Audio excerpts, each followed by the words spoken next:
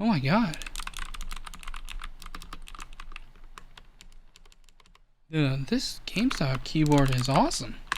Like the stabilizers are lube, good switches, no rattling. This is an awesome keyboard for gaming, and it's not that expensive. Wow, you heard me right, but for that, we're gonna have to take it back.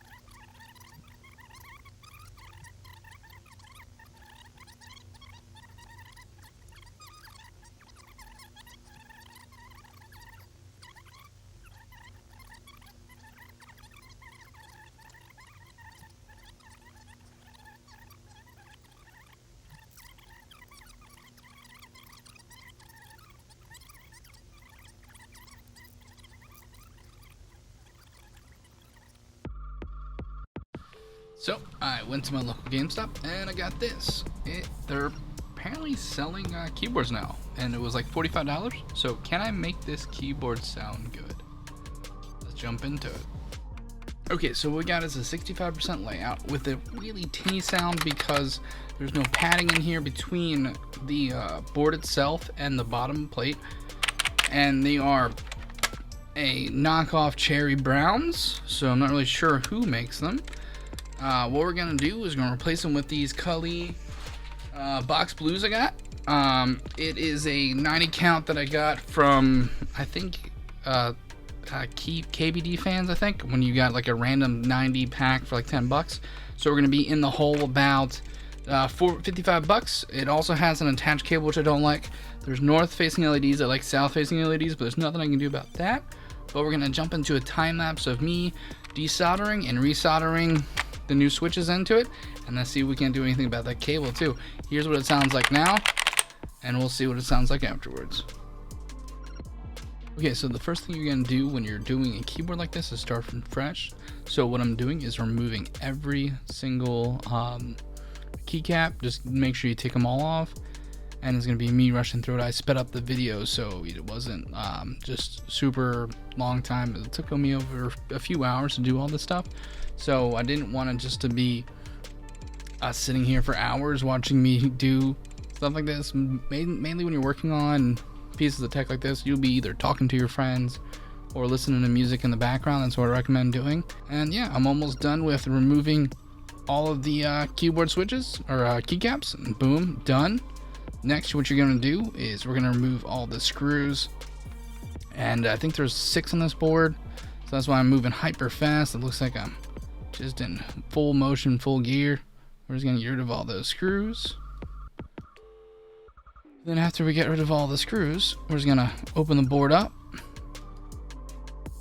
and we're gonna see which wires are there, and we're just gonna test it. Unfortunately, I did not get a great camera angle on this guy, but I'm trying to figure out why there's a 5th wire. Usually with USB cords, there's only 4 wires, so I'm trying to figure that out, and it was just an extra ground. Then you're gonna desolder all the pins, which I have a little solder sucker, and then I got my little Gateron switch puller, and just shoot it right out. That one got stuck a little bit, so you might have to go in there with some solder wick and just clean up the hole, the through holes, flow through holes. You don't want to have too much of, build up there, so when you put it back in, it goes right in nice and easy. And these are some sort of knockoff brown switches. If you look at any keyboard enthusiast websites or anything like that, these are not the switches that people generally like.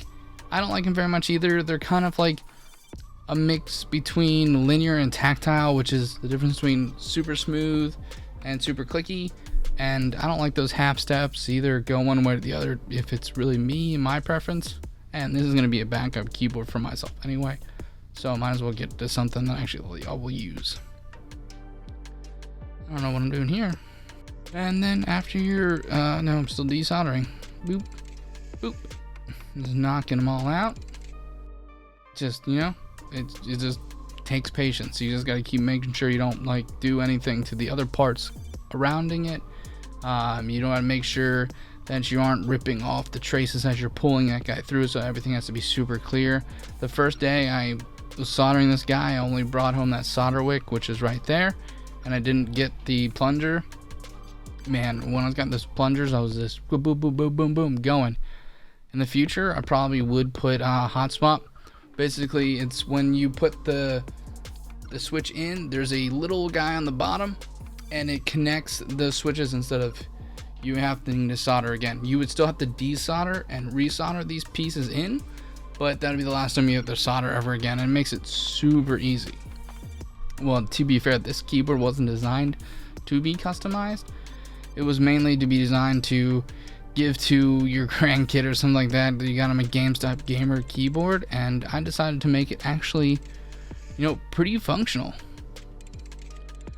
And we're almost done with getting rid of all the switches. We're on the last row, or last half, more or less.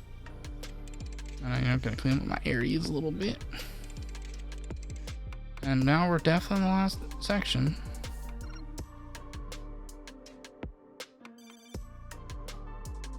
And you know what? Boom, we're just knocking it out. Super quick. Get rid of all that bull stuff. Okay, as I'm going through, I'm noticing to get those stabilizers out, which are the things that are next to your spacebar and shift key and enter key, those white guys right there. I realized that you have to have the switch out, and a couple of them are already in, so I had to take resolder and do stuff like that. But what I'm doing is I'm lubing the stabilizers. Basically, you have to take them apart by just twisting up and pulling out. You dip them into your preferred lube. This one is Cryonaut 201, I think. No. 206. This is Cryonaut 206. And that stuff's pretty thick, but it's really good for switches and for the stabilizers. Some people use the thicker stuff on the metal. I don't. You just lube both sides, put it back in, push in, and click down. Super easy. And it makes it sound way better and doesn't give it that rattly motion as it comes back up and down. Super nice. And I'm really glad I did that mod because they were unbearable. And you just put your switches in. I like to do one row at a time. Just get them all in nice and seated. These are all lubed by me a while ago, so they sound really good. It just takes time. It's like some people do, you can pay for people to do it. I don't recommend it. If you just put some headphones on and just take them apart one by one, I think I can do 36 at a time with my little lube board that I have for it. It makes it, bearable, and I wouldn't want to shell out a lot of money for someone to do something that I can do myself for a few hours, and it's a super fun process. It's the labor of love type thing, where you make something with your own hands. And just doing another stabilizer. These are click mounted in, they're plate mounted, so there's no screws or anything like that. You just gotta take a flat head, push it down, pop it off. Super quick. It just, as long as you didn't leave a switch in, and all these switches are holding the plate to the PCB. So that's why that top one is there already, because it's just basically holding the PCB there while there wasn't anything else in there. And then I'm just getting that guy in. Super quick, super efficient. And then just doing another row.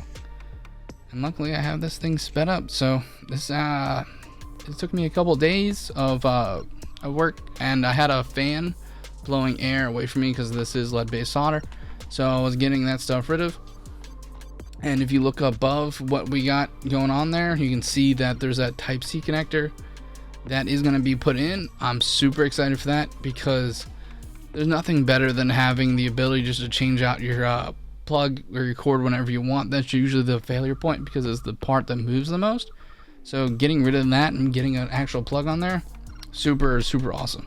I don't like those cheap cords that they put on the end of this guy, and that was a cheap cord that was on that. It looked like just kind of like a bare bones keyboard, like that's a membrane that they put on there. So it's super odd that they actually use mechanical switches and then cheaped out there. And look at that beard. There's that beard coming in. Baby Yoda just Grogu all over the place. And boom, finish up the solder work. And then we get to put the switches on there. Boom. And so boom, there you have it. So here it is. There's the plug that I put in the back. It is a completely different keyboard than when I initially started with. It had really rattly stuff going on. It really wasn't worth much of anything, and just for about $45 for the keyboard itself, and I think I spent another $10 on the switches. It's a little bit of labor. Boom, I have a keyboard that sounds almost as good as my $200 one. It honestly does sound great. I have really nice switches in it. It took a while to get everything done. It was about 4 days of work just to, while off, just cranking along with it in between breaks, because you don't want to breathe that stuff in too hard. But I really do like how it turned out. Super excited for more making stuff better, I guess, that was previously made, that I can make something that's not necessarily cheap, but it's just not what it could have entirely been. And I'm super excited about doing stuff like that. I have a Game Boy Pocket that I'm restoring. Super excited about that. I have a few parts that I'm still waiting for in the mail, and I got an NES that I'm be looking at as well. So I'm super excited about doing more stuff on this channel. I'm sorry I missed last week's update and video, but I was kind of out of it with doing stuff like this, and it, my head was killing me. But I really do like this keyboard, and I hope you guys do too. If you guys need any tech advice or have anything that's broken on you, let me know, and I could think about it to see if I know an answer or solution to your problem. But besides that, that's all I got for you guys. I'll see you guys in the next one. Peace.